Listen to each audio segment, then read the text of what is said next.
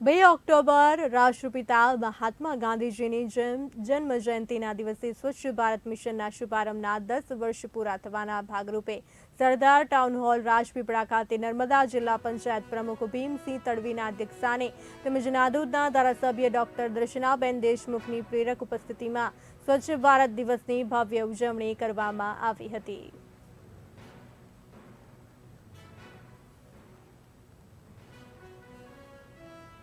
નર્મદા જિલ્લાના રાજપીપળા ખાતે સ્વચ્છતા હી સેવાના જિલ્લા કક્ષાના કાર્યક્રમમાં અનેક લોકોએ સ્વચ્છતા માટે જે જનભાગીદારી નોંધાવી છે અને સાથે સાથે લોકોને પ્રેરણાદાયક એક ઉદાહરણ સ્વરૂપ જે કામ કર્યું છે એમને સન્માનવાનો કાર્યક્રમ હતો। એમાં વિદ્યાર્થી મિત્રો જોડાયા, સરપંચશ્રીઓ જોડાયા અને અનેક પ્રતિષ્ઠિત નાગરિકો પણ આ સ્વચ્છતાના કાર્યક્રમમાં જોડાયા છે। એમને સન્માન કરીને લોકોની સામે એક પ્રેરણા સ્વરૂપ એક ઉદાહરણ પ્રસ્તુત કરવામાં આવે કે જેથી કરીને બીજા લોકો પણ આ સ્વચ્છતા હી સેવાના કાર્યક્રમ સાથે જોડાય। આદરણીય વડાપ્રધાન નરેન્દ્રભાઈ મોદીએ 2014થી શરૂ કરેલી આ સ્વચ્છતાના કાર્યક્રમને આજે 2 ઓક્ટોબર અને ગાંધી જયંતિના આજના દિવસે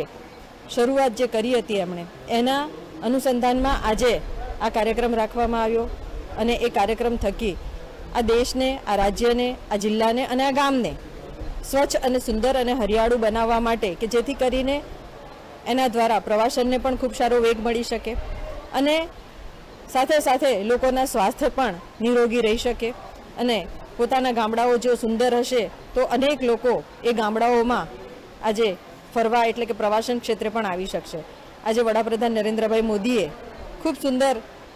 આજે એક આધારશિલા મૂકવામાં આવી છે કે જેમાં સુએજ પ્લાન્ટ હોય, નમામી ગંગે પ્રોજેક્ટ હોય અને એની સાથે સાથે ગોબરધનને પણ કેવી રીતના આપણે ઉપયોગ કરી શકીએ એ માટેના પ્રોજેક્ટોનું એક આધારશિલા મૂકવામાં આવી છે।